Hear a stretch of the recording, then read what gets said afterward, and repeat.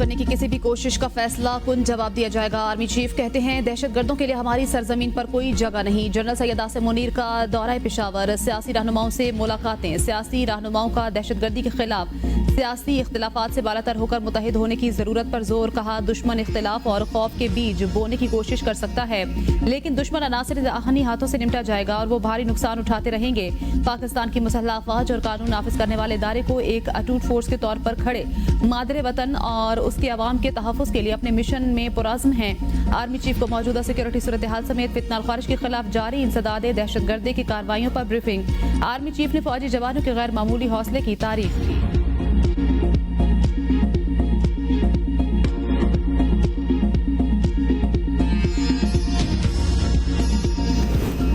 Al-Qadir trust case का फैसला तीसरी बार मौखर। फैसला अब 17 जनवरी को सुनाया जाएगा। जज नासिर जावेद ने दस्तखत शुदा फैसला बिल्कुल तैयार और मेरे पास है। बुशरा बीबी को आज फैसला सुनाए जाने का इल्म था, वो पेश नहीं हुई। बानी चेयरमैन को भी 2 मरतबा पैगाम भिजवाया, वो भी पेश नहीं हुए। ट्रायल के दौरान भी मुल्जिमान को मुतादिद मौके फराहम किए। बानी चेयरमैन की जानिब से कहा गया, जब तक मेरी फैमिली या वकला में से कोई नहीं आ जाता मैं कमरे अदालत में नहीं आऊंगा। फैसला सुनाने के लिए मुल्जिमान को एक और मौका दे रहा हूँ। अब केस का फैसला जुमा को सुनाया जाएगा। अंदर जाने की इजाजत न मिलने पर बुशरा बीबी अडियाला जेल से वापस चली गईं। अलकादर ट्रस्ट केस में 190 मिलियन पाउंड रेफरेंस पर एहतसाब अदालत ने फैसला 18 दिसंबर को महफूज किया था। फैसला सुनाने के लिए पहले 23 दिसंबर और उसके बाद 6 जनवरी की तारीख मुकर्रर की थी। फिर फैसला सुनाने के लिए तीसरी तारीख 13 जनवरी की दी थी। रेफरेंस का ट्रायल 1 साल में मुकम्मल हुआ। नैब ने ट्रायल के दौरान 35 गवाहान के बयानात रिकॉर्ड कराए। बानी पीटीआई के वकला ने गवाहान पर जिरहा की।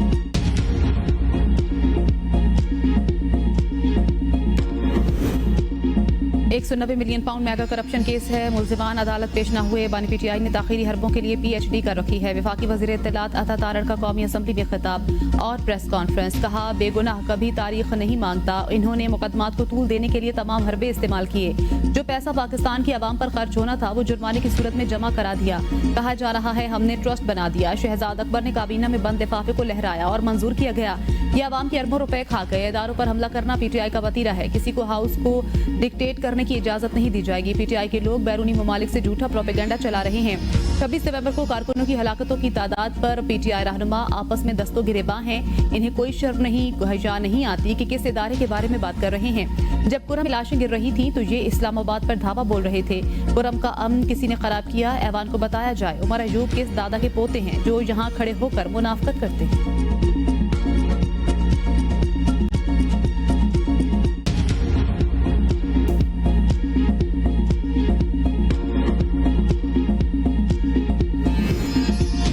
जज ने अपनी मर्जी से फैसला मौखर किया। डील का नतीजा नहीं। PTI रहनुमाओं ने अलकादर ट्रस्ट केस में डील के इम्कान को मुस्तरद कर दिया। अडियाला जेल के बाहर मीडिया से गुफ्तगू में बैरिस्टर गोह ने कहा 190 मिलियन पाउंड केस सियासी है। जज ने फैसला सुनाने के लिए दिए गए वक्त का इंतजार नहीं किया। वकला की आमद से पहले फैसला मौखर किया।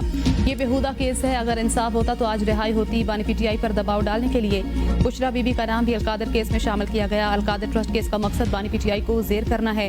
बानी PTI डटे रहेंगे। इन्हें केसेस की परवाह नहीं। मुज़ाकराती अमल जारी है। मुज़ाकरात और अलकादर ट्रस्ट केस का आपस में कोई ताल्लुक नहीं। फैसल चौधरी बोले फैसला 11 बजे सुनाया जाना था। जज साहब को बड़ी जल्दी थी, वो चले गए। जुडिशल ऑर्डर आएगा तो पता चलेगा। सलमान अकरम राजा ने कहा मुज़ाकरात का अमल जारी है। जमहूरियत में बातचीत होती है। 190 मिलियन पाउंड केस के फैसले का मुज़ाकरात से कोई ताल्लुक नहीं। ऐसा तासुर दिया जा रहा है कि कोई डील हो रही है जो गलत है। बानी PTI मेरिट पर केसेस से बाइज्जत बरी होंगी।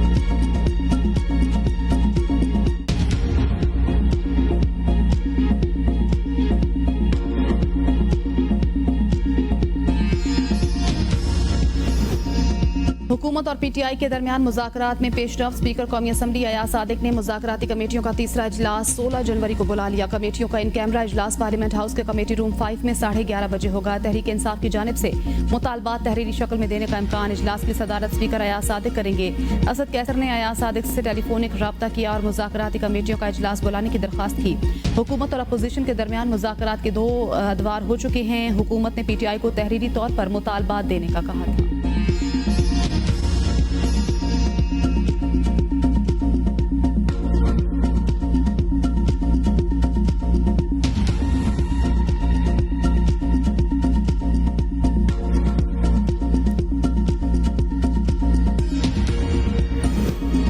PTI मुज़ाकरात के लिए संजीदा नहीं, ड्रामा छोड़ें। वज़ीर दिफा ख्वाजा आसिफ कहते हैं, कहा जाता है मैं मुज़ाकरात के खिलाफ हूँ, लेकिन ये लोग खुद मुज़ाकरात के खिलाफ हैं। क्या इस तरह के माहौल में मुज़ाकरात हो सकते हैं? इन लोगों के हाथों ब्लैकमेल ना हो।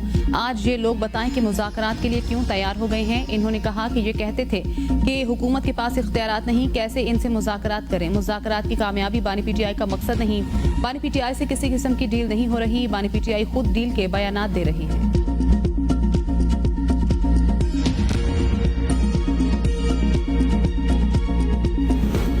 190 मिलियन पाउंड केस के फैसले का मुज़ाकरात से कोई ताल्लुक नहीं। जुडिशल कमीशन बनाने का कोई फैसला नहीं हुआ। राना सनाउल्लाह कहते हैं, जुडिशल कमीशन बनाना मसले का हल नहीं। पीटीआई का तहरीरी मुतालबा आएगा तो TORs पर बात होगी। पीटीआई के मुतालबात पर इत्तेहादियों से मुशावरत के बाद जवाब दिया जाएगा। बानी पीटीआई की अडियाला जेल से मुंतकिली अदालत की सवाबदीद पर है। अगर बानी पीटीआई को सिक्योरिटी खदशात हैं तो अदालत से रिजू करें। अगर मुंह पर हाथ फेर कर कहूं कि तुम्हारा हीटर उतारूंगी तो आवाम की खिदमत कैसे होगी। वज़ीर आला पंजाब मरियम नवाज का बहावलपुर में होनहार स्कॉलरशिप प्रोग्राम की तकरीब से खिताब। कहा, कोई पासबान किसी के बहकावे में आकर मुल्क पर हमला नहीं कर सकता, कानून नाफिज करने वाले इदारों की तस्दीक नहीं कर सकता। आपकी रेड लाइन पाकिस्तान होनी चाहिए। बयानिए वो बनाते हैं जिन्होंने कोई काम ना किया हो। कोई माँ आपको ये नहीं कहेगी कि दिलों में नफरत पालो। एक सूबे से उठकर दूसरे पर चढ़ाई करने वाला, मेट्रो बस को आग लगाने वाला, पुलिस और सिक्योरिटी फोर्सेस पर हमला करने वाला कभी मुल्क का पासबान नहीं हो सकता। मुल्क के खिलाफ कभी ना जाएं। इन लोगों ने IMF को खत लिखा, सिविल नाफरमानी की तहरीक चलाई, ओवरसीज पाकिस्तानियों से कहा ज़र मुबादला ना भेजो। इनकी पॉलिसियों की वजह से ज़रबे अज़ब और रद्दुल फसाद से खत्म होने वाले दहशतगर्द वापस आ गए।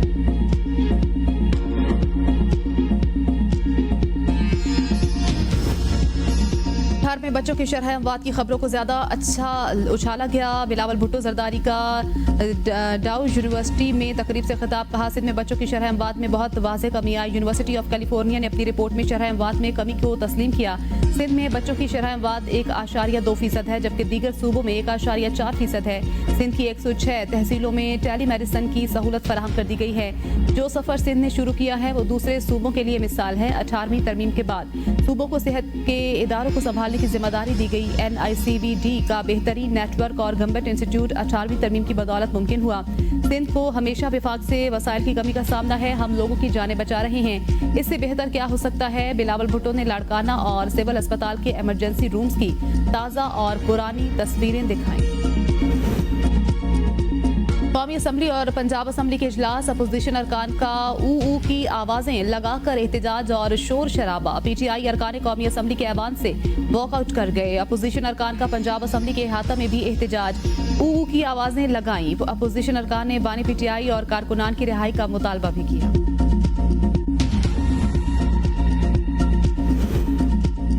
इंसाफ में ताखीर इंसाफ का कत्ल है। अगर हुक्मरान संजीदा हो जाएं तो कुछ भी मुश्किल नहीं। मौलाना फजलुर रहमान कहते हैं, हमें मुसलसल काम करने की जरूरत है और तासुब रखने वालों के पास कुछ भी नहीं। डोनाल्ड ट्रंप मुसलमानों का सबसे बड़ा दुश्मन है। पार्टियों में ये बातें होती हैं कि फलां किसी मुफाद के लिए आया है। कौम को जोड़ने की बात कोई नहीं कर रहा, बस तोड़ने की ही बातें होती हैं।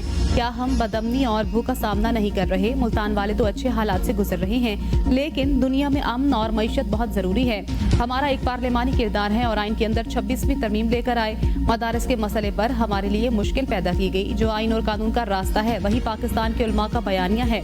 सियासी मामलात में उतार चढ़ाव आता रहता है।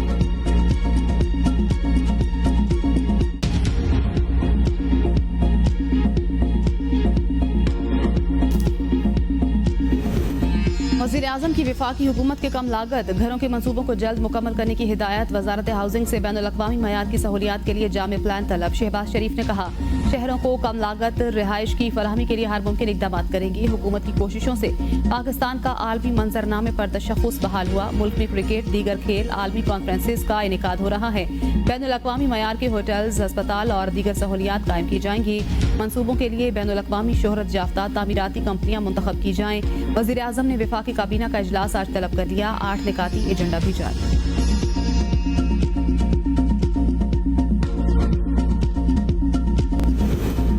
बरतानिया में पाकिस्तानी कम्युनिटी के खिलाफ नफरत अंगेज बयानात पर दफ्तर खारजा का रद्द-ए-अमल। बरतानिया में बढ़ती नस्ल परस्ताना और इस्लामोफोबिक तबसरों पर गहरी तशवीश का इजहार। तर्जुमान दफ्तर खारजा शफकत अली खान कहते हैं, पाकिस्तान बरतानिया दोस्ती, गर्मजोशी और एतमाद की अलामत है। 17 लाख पाकिस्तानी निजात बरतानवी दोनों ममालिक के दरमियान मजबूत राब्ता है। पाकिस्तानी निजात अफराद का बरतानिया की तरक्की में अहम किरदार है। पाकिस्तानी निजात बरतानवी सेहत, रिटेल और खिदमत के शोबों की रीढ़ की हड्डी हैं। सियासत, खेल और फनून में पाकिस्तानियों की शानदार कामयाबियां हैं। चंद अफराद के अमाल के बायस पूरी कम्युनिटी को बदनाम करना काबिल मजम्मत है। आर्मी एक्ट में कई जराइम का जिक्र। एक्ट के मुताबिक तमाम जराइम का इतलाक फौजी अफसरान पर ही होगा। जहन में ये बात फंसी है कि आम आदमी आर्मी डिसिप्लिन में आता है या नहीं। फौजी अदालतों में केस किसका जाएगा, ये देखना है। क्या गैर आईनी इकदाम पर जजेस भी आर्टिकल 6 के जमरे में आते हैं? जस्टिस जमाल मधुखैल का फौजी अदालतों के खिलाफ केस में इस्तफसार। वकील ख्वाजा हारिस ने दलाइल में कहा, फौजी अदालतों को आइन ने भी तस्लीम किया है, जिस पर जस्टिस मुसरत हिलाली ने रिमार्क्स दिए। आइन तो बहुत से ट्रिब्यूनल्स की भी तौसीक करता है, देखना सिर्फ ये है कि कौन से केसेस कहाँ और कैसे सुने जा सकते हैं। आर्टिकल 6 तमाम कवानीन से बालातर और सब पर लागू है। अगर कोई आर्मी ऑफिसर आइन को मुअत्तल करता है तो क्या सजा है? जस्टिस मोहम्मद अली मजहर ने कहा, परवेज मुशर्रफ केस में जजेस के नाम लिए गए थे। संगीन गद्दारी ट्रायल में बाद अज़ां जजेस के नाम निकाल दिए गए। ख्वाजा हारिस ने कहा, फौजी अदालतों में भी मुल्जिमान को हकूक हासिल होते हैं। जस्टिस हसन अजहर ने कहा, क्या आर्मी एक्ट में बात की गई तरमीम को 9 मई पर लागू किया जा सकता है?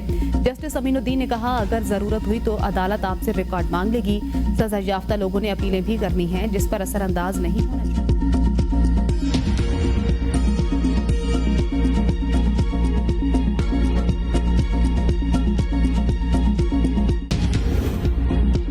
मिसिंग पर्सन्स के इशू ने मुझे हिला कर रख दिया। जजेस पर तनकीद का मुखालिफ नहीं, तनकीद तामीराती होनी चाहिए। चीफ जस्टिस बनने का फैसला इतनी जल्दी हुआ, मैं हलफ बर्दारी का नया सूट भी नहीं खरीद सका। चीफ जस्टिस जहाजा अफरीदी का सुप्रीम कोर्ट प्रेस एसोसिएशन के मेंबरान से मुलाकात में इजहार ख्याल। कहा, सुप्रीम कोर्ट का हर जज आज़ाद है, जजेस को ब्रैकेट नहीं किया जाना चाहिए। सुप्रीम कोर्ट में रिफॉर्म्स के हवाले से बहुत से इकदाम उठाए जा चुके हैं। सुप्रीम कोर्ट एक टाइटैनिक है, इसको आप तब्दील नहीं कर सकते। वक्त के साथ साथ चीजें ठीक होंगी। अपनी राय किसी साथी दोस्त पर मुसल्लत नहीं करता।